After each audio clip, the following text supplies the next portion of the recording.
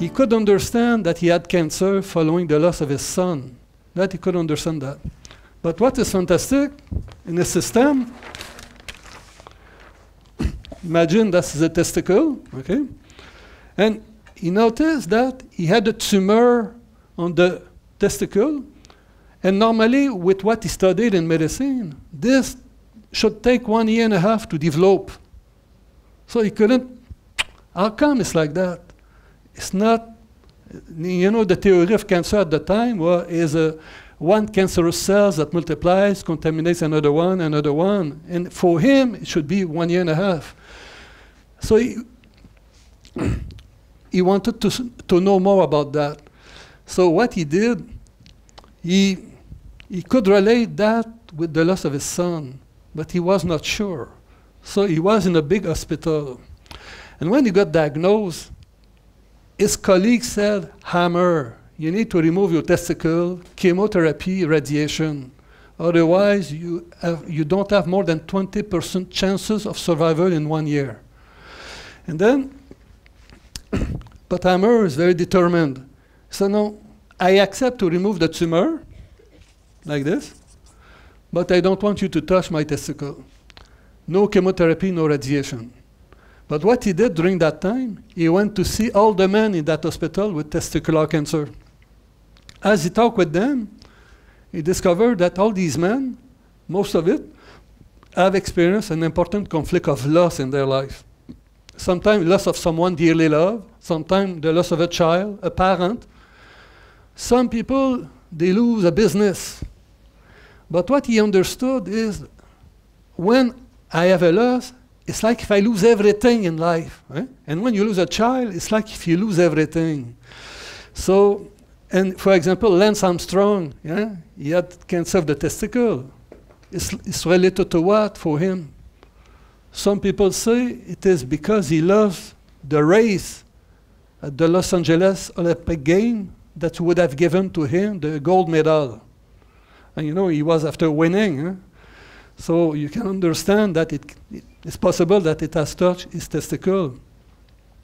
So, but what's interesting, Hammer would be very excited when he discovered that with the men, that they have lost something dearly loved. So he went to see the women. What is the female part for testicle? Ovaries. Okay? So he went to see all these women who had ovarian cancer, and he saw also for all of them, some they have lost a child, someone dearly loved like a parent. Sometimes you lose a pet. It's like a baby. Huh? Some women don't have baby, but they care about their child, their puppy, like if it was a baby. Right? So when the puppy dies, it's an important loss. Okay.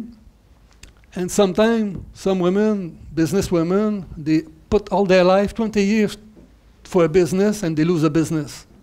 Sometimes it touches the ovary. And what's interesting is Dr. Hammer, who was a psychiatrist before, he studied psychiatry, so he had a lot of CAT scan of his own brain when he studied psychiatry. And eventually he will have CAT scan of himself, and will notice that he has a shadow here, in this area, that he will call that later a Hammer focus. And he asked all these men and women in that hospital with ovary and testis cancer to have a CAT scan like this. And he found in all of them, without exception, a Hammer focus, or on the left or on the right. So he became super excited with his discovery, and he wanted to go on TV. And then he got fired from that hospital. Why? Because, you know, it's a lot of money to go through the scanners for everybody. Okay, so he got in trouble. And then, so, but what's important for all of us, this became his first cornerstone discovery. When someone has a testicular cancer, ovarian cancer, most of the time you find a conflict of loss of someone dearly loved, a child, a business, a pet. And then you find the Hammer focus in this area of the brain. Okay? So, and it doesn't accept exception. that you speak Chinese, Japanese, African, Russian, everywhere in the world is the same, because it's biological. And it's what is fantastic in this discovery. Right? So when he got fired, where did he go? In a hospital where they take care for lung cancer. So what did he do there? He started all over. Right? And he discovered that, you know, when we have lung cancer, what is the purpose of lungs? Is to breathe. Huh? So we know a baby, when he's born, he starts to live from the moment he starts to breathe. And when someone dies, we say he released the last breath. Huh? So in our society and in biology, the brain associate being alive to breathing, and to die to stop breathing. So Hammer, he made the connection that when someone has a lung cancer, it's a person that has in the secret mind a fear of dying.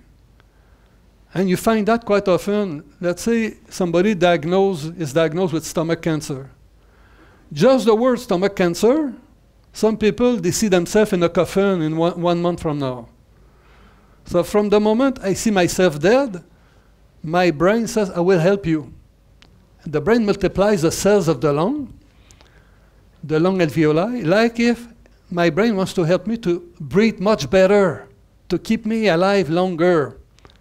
It doesn't work like that in the reality, but the brain cannot find a solution outside of the body. Every time I have a problem, my brain can multiply the cells in a body part or reduce the cells. It's always plus or less. Huh? The brain cannot do anything else. So what's interesting now, we know for lung cancer, there's the conflict of the fear of dying. And then when we look in an analysis of a body, some lung cancer have a big spot like this. It's what we call the big adenocarcinoma. And you will make the connection that it's a fear of dying for myself. The fear of dying for someone that I care for. Huh? And then some people have many little spots like this. We say it's a lung cancer as small cells. And the small cells is a fear of dying for myself. Okay? Fear of dying for someone else that I care for example, a woman, like, you know, the Christopher Reeve's wife, Superman. Right? You know Superman?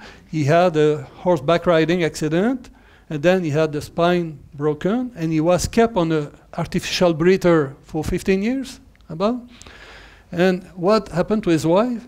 She worried constantly about the machine. Constantly like this, okay? For 15 years. So she goes on a trip, not long, but when she goes on a trip, she always worries for him, okay? So now, when he died, she doesn't need to breathe for him anymore. Huh? So she relaxed. Nobody knew that she had that type of cancer. But after Christopher Reeve died, she started to become ill.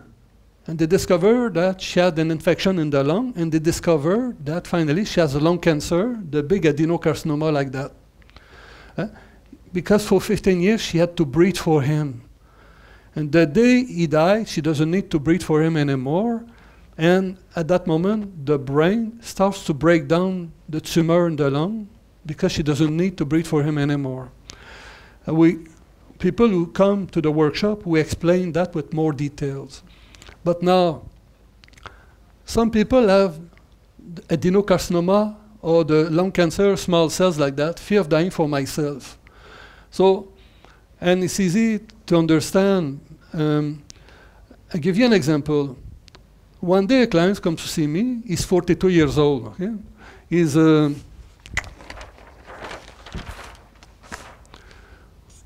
did you know anybody around you who had lung cancer?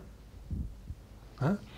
So, most of the time, if you study the world, for example, we study that after a war, most of the area of the world after a war, you see tuberculosis.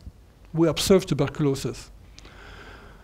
And then Dr. Hammer discovered that the tuberculosis always comes as a repair phase of a lung cancer.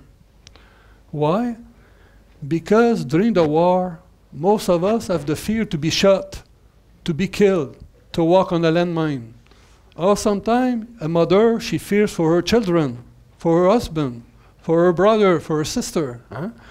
So, but when the war is over, I don't need that kind of, I don't need to breathe for anybody else or for myself. I can heal from these conditions. And we know, Dr. Hammer noticed that tuberculosis in most countries, most areas, comes after a war conflict to repair that kind of situation. Now, me, when I study with Dr. Hammer and his students, it's what I've learned, fear of dying for myself or someone else. So now, I show you, when you study in a class, it never works like that when you're with your clients. It's not, you feel it's not true. So this man, 42 years old, he comes with adenocarcinoma, small cell, fear of dying for myself. But this guy is a yoga teacher, new age. He doesn't have any fear of dying. So I feel it's wrong. Okay? No fear of dying. So yoga teacher. But what's interesting, this man, he has a yoga studio in Manhattan, New York. And then, at the same time, he lives in a shared accommodation with an old lady. And this old lady, she's sometimes very pissed off at him. We say she's bitching on him from time to time. And he's very feminine, a very kind guy. So sometimes he's in the fridge preparing dinner, and then she comes from behind and she's pissed off at him, and it's stressful. And then, so see that, he has that at home, and then in the yoga studio, 90% of his clients are females. And one day after a class, a woman stayed there, and then he wanted her to get out, but she wanted to make love with him. And then finally they have a passionate moment, and then it's finished. But after that, the following weeks, she can come anytime, and if he doesn't give her what she wants, she beats him up. She's very strong. So now this guy, it's interesting, because I discovered with him that he has no way out at work, and he has no way out at home. So I discovered that lung cancer is quite often when someone has no way out. And there's a phrase for lung cancer, is I can't take it anymore. And I notice sometimes some women, they live with a man that is a tyrant. It's scary, and it's very hard on her, and she has no way out. You see, when you're a therapist, when you have clients with lung cancers, you discover these things. Anyway, Dr. Hammer was so excited after his discovery that he wanted to go on TV again, and he was fired from that second hospital. So from that moment, he understood that his work will be by himself. At the beginning, no problem, because he was a millionaire. But the resources disappear very quickly, because it's very expensive to explore with medical system all the files of the clients. But anyway, so Dr. Hammer made many discoveries that were fantastic. And then, so we will explain the main thing to understand from Dr. Hammer here is at the moment I have a shock, an important emotional shock that I cannot resolve, like when he lost his son. At that moment, the moment of the shock, the brain records the shock under the form of a focus like this in the brain. And what is interesting, it does not accept exception. Around the world, it's the same thing. And you can demonstrate that if you know how to read a CAT scan of the brain. So it's fantastic as discovery. You should receive a Nobel Prize of Medicine just for that discovery. But the shock is important. Okay, so I explained that more during the workshop. Okay, And then I studied Dr. Hammer for 5 years, his work, and I didn't have great results.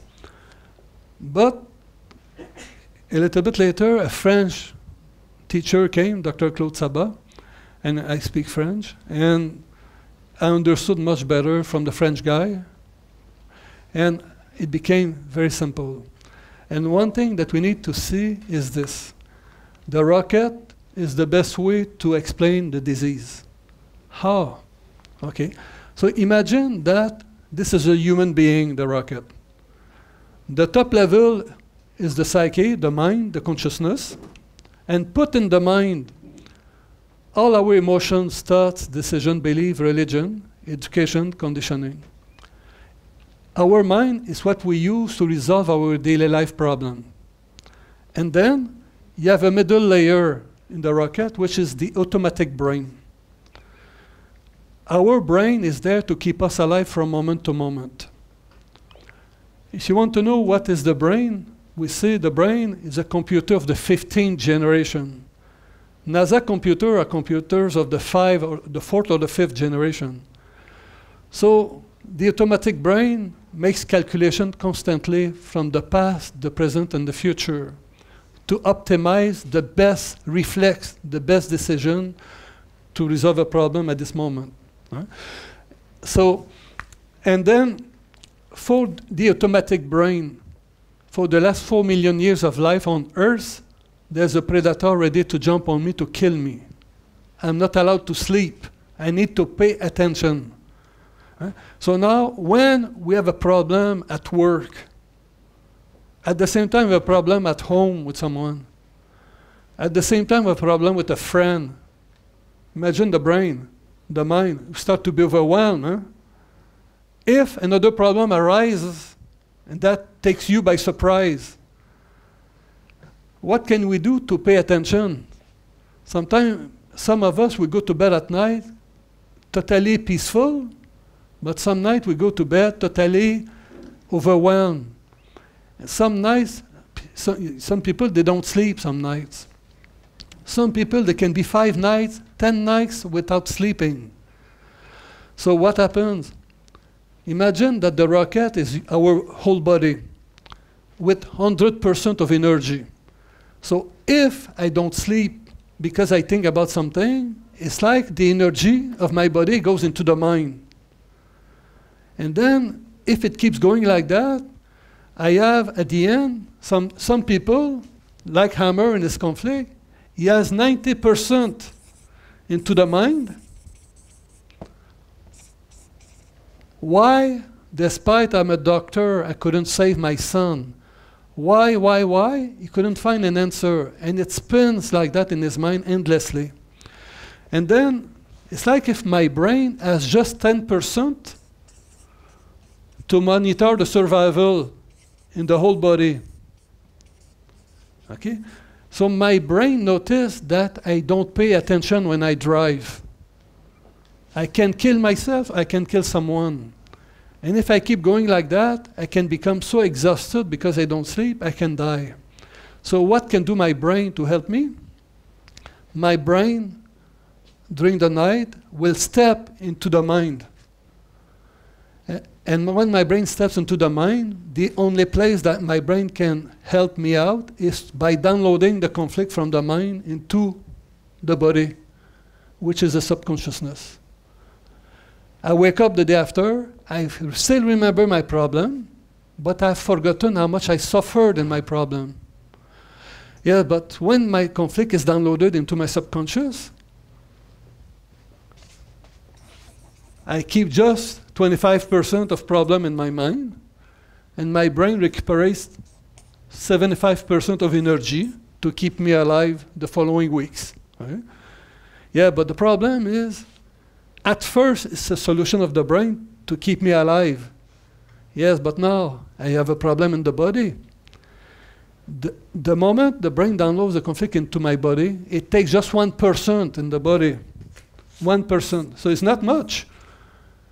I might have a couple of months, couple of years to resolve the conflict that I was unable to resolve. But of course, if we don't resolve anything, if the conflict remains into the subconscious, eventually the subconscious talks to my body, and I will be diagnosed with a disease one day because I don't resolve it completely. Okay? So that's the principle of the rocket. Keep in mind, it's very important, the rocket. That's the first thing to explain to someone who is ill. Why? Because many people think they are victim of a disease or a pathology. But if we understand that this disease shows up from inside out, we don't catch it, we express it. Huh? So when we express it, if I'm the author of my pathology, maybe I can be the author of my healing. Huh? That's the principle behind. Huh? So I'll show you some examples. Huh? So that's the explanation of what I just showed you. Okay, so now, so let's say we go outside